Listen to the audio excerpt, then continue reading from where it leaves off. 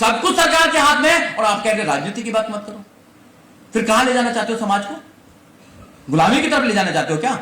हम तो राजनीति की बात करेंगे, किसी भी मंच पर करेंगे राजनीति की बात, क्योंकि हम राजनीतिक पार्टी से बिलोंग करते हैं। माननीय काशीराम साहब को अपना आदर्श मानते हैं, बाबा साहब डॉक्टर अम्बेडकर को अपना आदर्श मानते हैं। इस कौम को फ्री की खाने की आदत पड़ जाती है, वो क्रांति नहीं कर सकती कौम, और जो क्रांति नहीं कर सकती कौम वो कभी शासक नहीं बन सकती है, और अगर शासक नहीं बन सकती है तो न्याय नहीं मिल सकता है। और हम न्याय की बात करते हैं, मगर आज उनको विश्वास नहीं है कि हाथी वाले जो हैं, जिनको कहा जाता था कुछ भी खिला लीजिए, कुछ भी पिला लीजिए, कुछ भी कर लीजिए, हाथी पर वोट देंगे, इनको तोड़ा नहीं जा सकता है। मगर उनको पता है कि इनको भी तोड़ दिया गया है। ये लोग भी आज अपनी पार्टी के साथ नहीं है। आज माननीय काशीराम साहब के जन्मदिन पर हमको ये बात करनी चाहिए कि समाज ने मुंह क्यों मोड़ लिया है। मुसलमानों को कोई खतरा नहीं है इस देश के अंदर।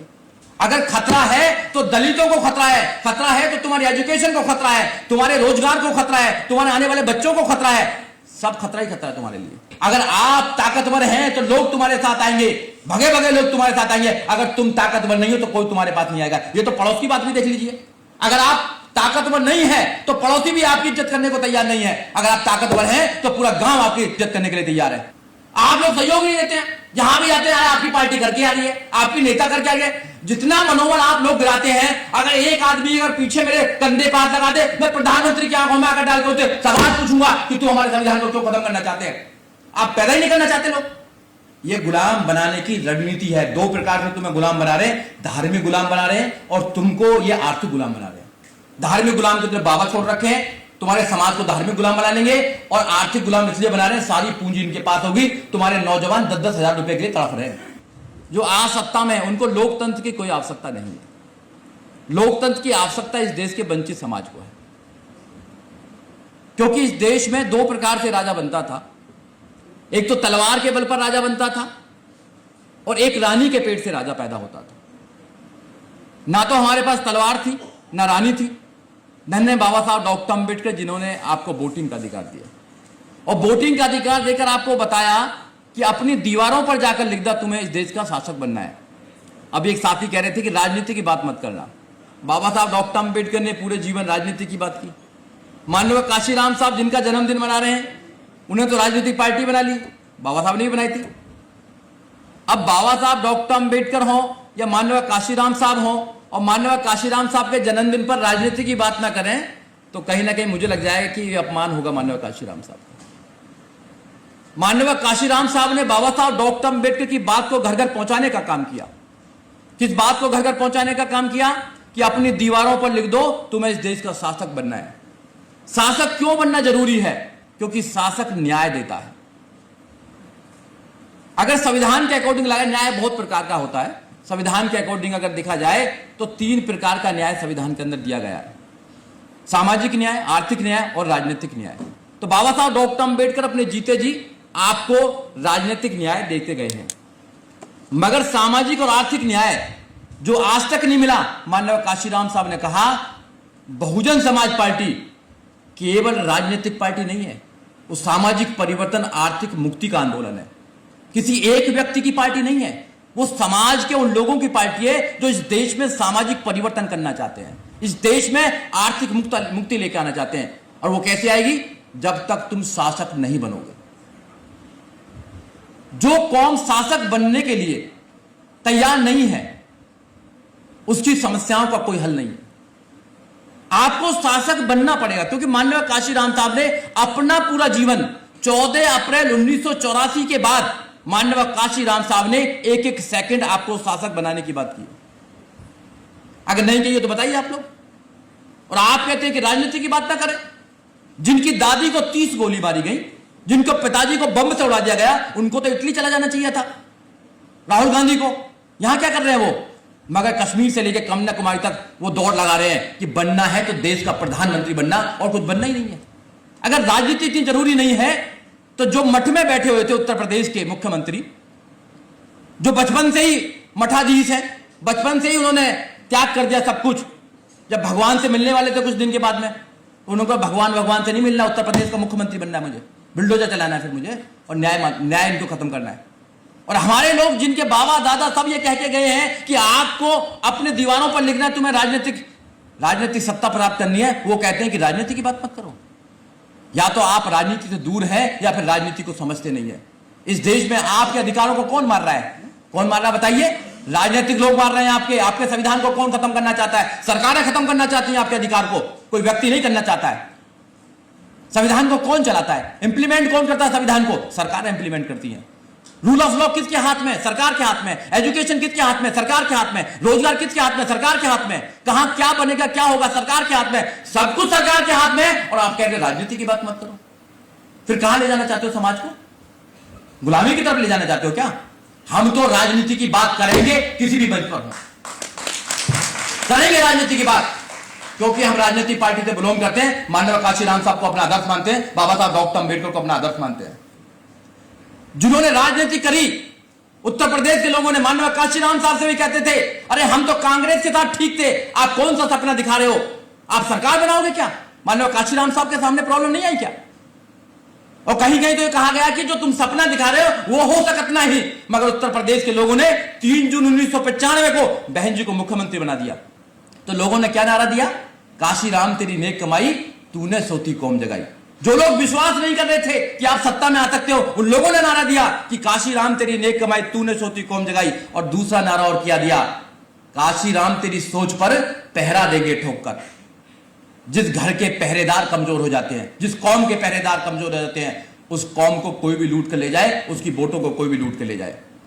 या तो 5 किलो अनाज में ले जाए, या बिजली में ले जाए, या राशन में ले जाए, किसी में लूट कर ले जाए। और जो जिस कौम को फ्री की खाने की आदत पड़ जाती है, वो क्रांति नहीं कर सकती कौम। और जो क्रांति नहीं कर सकती कौम, वो कभी शासक नहीं बन सकती है। और अगर शासक नहीं बन सकती है तो न्याय नहीं मिल सकता है। और हम न्याय की बात करते हैं। ये जितने भी यहां पर उद्देश्य हैं, सब ये सरकारें देंगी उद्देश्य को।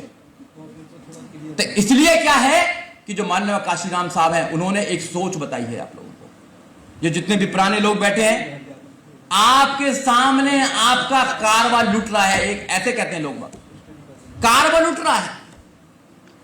कारवा कैसे लुट रहा है? एग्जाम देने बंद कर दिया क्या? एमएलए एमपी एग्जाम से बनते हैं, सीएम एग्जाम देकर बनता है, पीएम एग्जाम देकर बनता है, वो बोर्ड से बनता है एग्जाम, वो बोर्ड से बनता है। जो जितने भी हैं लोग बोर्ड से बनते हैं। जब हम वोट ही देना बंद कर देंगे, हम किसी को हराना जिताना शुरू कर देंगे, हमारे बुद्धिजीव जो लोग हैं वो टीवी पर बैठकर किसी को हराएंगे, किसी को जिताने का काम करेंगे, तो फिर कैसे लोग भ्रमित नहीं होंगे? लोगों को भ्रमित किया गया है। ये चाल है एक बड़े मूवमेंट को कमजोर करने की।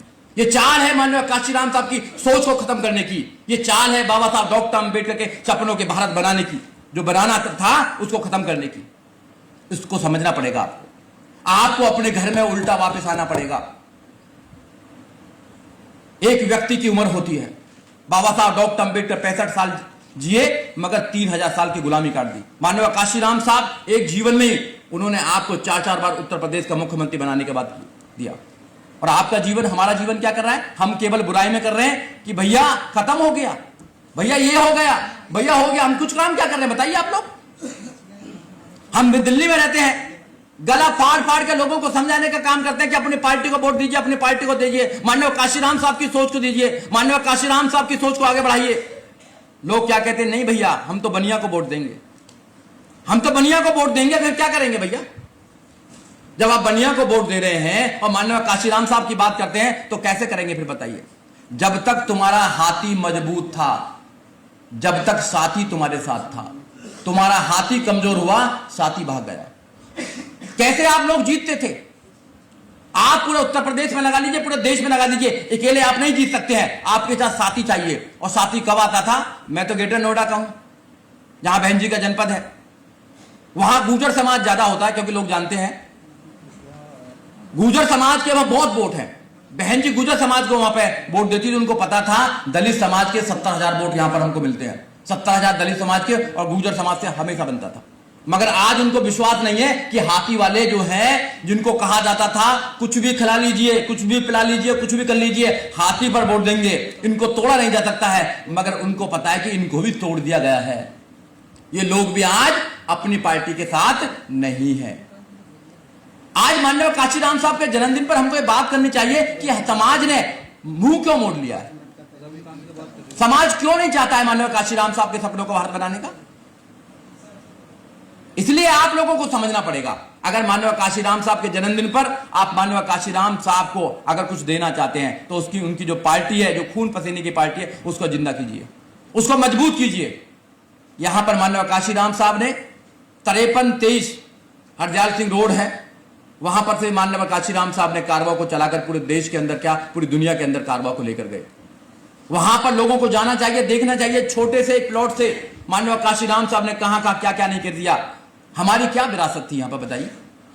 जिधर भी जाइए आप, दूसरे लोगों की विरासत है, हमारी तो कोई विरासत नहीं है। वैसे तो 800 साल मुस्लिमों ने राज किया, और मैं आपको बताना चाहूं इस देश में मुस्लिमों को कोई खतरा नहीं है, कोई खतरा नहीं है उनको, मुस्लिमों को।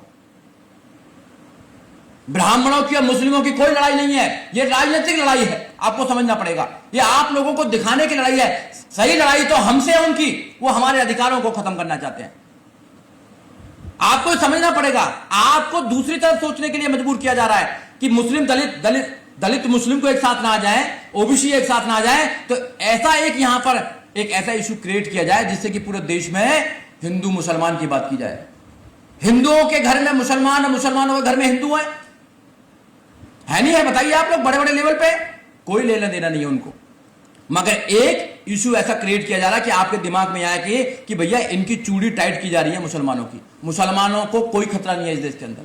अगर खतरा है तो दलितों को खतरा है, खतरा है तो तुम्हारी एजुकेशन को खतरा है, तुम्हारे रोजगार को खतरा है, तुम्हारे आने वाले बच्चों को खतरा है, सब खतरा ही खतरा है तुम्हारे लिए। अगर आज भी आप नहीं सुधरे, अगर आज भी आप नहीं माननीय काशीराम साहब की बात को माने, तो फिर देर हो जाएगी, और देर इतनी हो जाएगी कि वो इतने मजबूत हो जाएंगे कि हर जगह उनका कब्जा होगा, हर जगह उनका कब्जा होगा। और जो धर्म की बात करते हैं, धर्म शासक का होता है, जिसका राजा होता है धर्म उसका होता है। जब बहन जी की सरकार थी तो देखिए आप, गौतम बुद्ध यूनिवर्सिटी किसने बनाई? गौतम बुद्ध नगर किसने बनाया? दलित प्रेरणा केंद्र किसने बनाया? बहुजन प्रेरणा केंद्र किसने बनाया? लुटियन जोन में देखिए आप, हजारों करोड़ की जमीन है। यहां पर देखिए आप, सेक्टर 15, सेक्टर 14, 15, 16 और फिल्म सिटी, हजारों करोड़ की जमीन है, और एक तरफ तुम्हारी विरासत बनाने का काम किया था। नकलों को आप देखिए, नकलों में क्या करा उन्होंने। तो इसलिए आपको समझना पड़ेगा, जब माननीय काशीराम साहब के रास्ते पर चलकर आप लोगों ने, माननीय काशीराम साहब के रास्ते पर चलकर आप लोगों ने बहुजन समाज पार्टी को मजबूत किया, तो बहुजन समाज पार्टी के राज में क्या क्या हुआ? एजुकेशन, जीरो बैलेंस पर एजुकेशन होता था। आपको आज सब कुछ खत्म कर रहे हैं लोग, और हम शांत बैठे हैं, हम केवल बुराई कर रहे हैं। बहन जी घर में है, बहन जी आगे नहीं निकलती हैं, बहन जी वो नहीं करती हैं। मैं केवल 2 बात और कहूंगा, समय हो गया, 2 बात और कहूंगा। अभी हमारी मीटिंग बहन जी से होती रहती है, यहां साथी होंगे जो साथ में भी गए होंगे। हमारी 29 जनवरी को मीटिंग हुई, 17 फरवरी को मीटिंग हुई, और अभी 1 मार्च को भी पूरे देश के लोगों को मीटिंग हुई।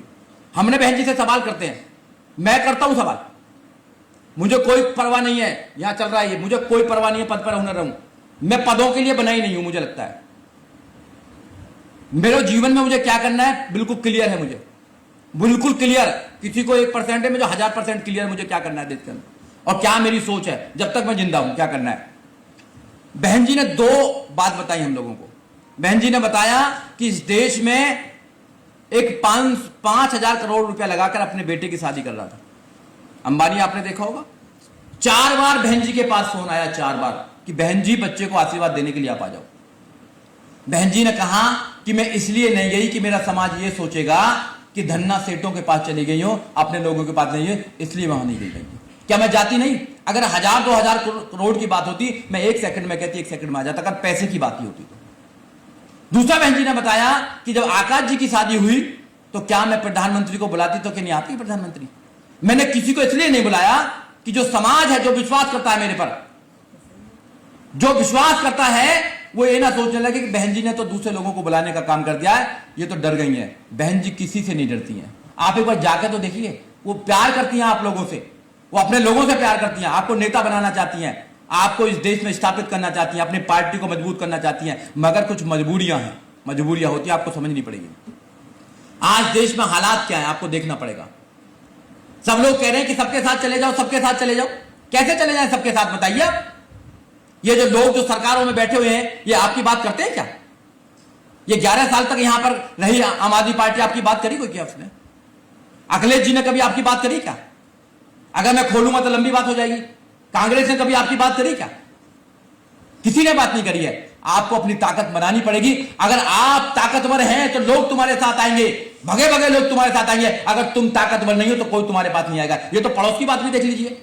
अगर आप ताकतवर नहीं है तो पड़ोसी भी आपकी इज्जत करने को तैयार नहीं है। अगर आप ताकतवर हैं तो पूरा गांव आपकी इज्जत करने के लिए तैयार है। तो आपको ताकतवर बनना पड़ेगा। और ताकत कब होगी आपकी?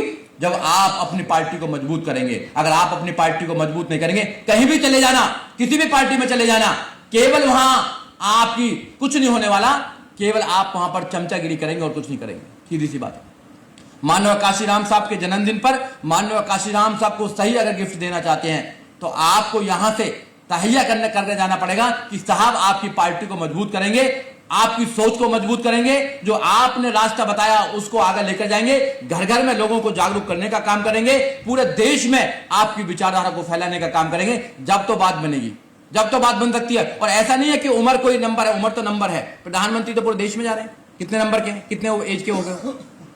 आप लोगों के पास पूरा अनुभव है पूरी लाइफ का, आपके पास में सब कुछ देखा है। आपने वो दिन देखे जो हम लोगों ने नहीं देखे हैं। आपको तो हमारा साथ देना चाहिए कि आप आगे चलो, लड़ो, आप हम आपके पीछे बैठे हैं। अरे आप लोग अगर मेरे पीछे लड़ जाओ, मैं साले पूरे देश में किसी से लड़ लूंगा।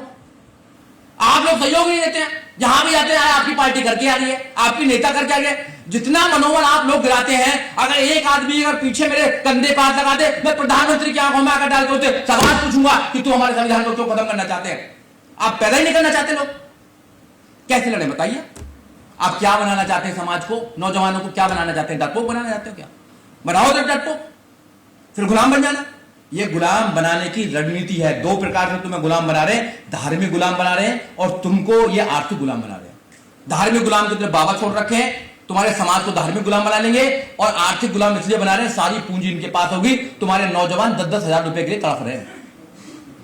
कुछ दिन के बाद में सब कुछ हो जाएगा, खत्म हो जाएगा, फिर आप ढूंढते रहना, फिर आप बुराई करते रहना, कुछ बचने वाला नहीं है। इसलिए आज भी समय है, बचा लीजिए, ताकत एक जगह लगा दीजिए, ताकत एक जगह लगा दीजिए। 2027 में आने वाला उत्तर प्रदेश का चुनाव, 2007 में तुमने क्रांति लेकर आए थे, 2027 का नाम कर दीजिए। कुछ भी हो हमें नहीं देखना, हमको हाथी देखना है। जगह जगह लोगों को पहुंचाइए। और माननीय काशीराम साहब तो ये भी कहते थे, पता है एक बात होगी कि भैया अपने साले को समझाओ, कहते थे ना, वो अपने साले को समझाएगा, फिर वो अपने साले को समझाएगा, फिर वो अपने साले को समझाएगा, फिर कौन सा साला बचेगा जो नहीं समझेगा। ऐसे कहते थे, ऐसे बताया था, आज ही किसी ने बताया था, उनके साथ रहते थे, ऐसे बताते ना, ऐसे था ना। हाँ, तो मैंने ऐसे बोलते थे कि साहब तो गाली भी देते थे। मैंने की गाली देते थे, कोई नहीं जाता था, नालायक बोलते थे, तर कोई नहीं जाता था। मैंने की उसके पास इसलिए नहीं जाते थे कि लोग उन पर ट्रस्ट करते थे। तो उनकी बातों में सच्चाई है, आप उनकी बातों को मानो। साहब आज हमारे बीच में नहीं है, सारा दिन उससे नहीं है, मगर उनका विचार एक एक है, ऑडियो कैसेट में है, किताबों में है। AR अकेला जी हैं, उन्होंने भी उनको बनाया है। और माननीय बैठे हुए हैं केसी पीपल साहब, जिन्होंने कैडर दिए हैं। आदरणीय हीरालाल जी बैठे हुए हैं, जो बहन जी के साथ बहुत काम किया उन्होंने। सब लोग बैठे हुए हैं, जितने भी लोग हैं। आप लोग पार्टी को मजबूत कीजिए, माननीय काशीराम साहब की सोच को मजबूत कीजिए। जय भीम, जय भारत, नमो बुद्धाय।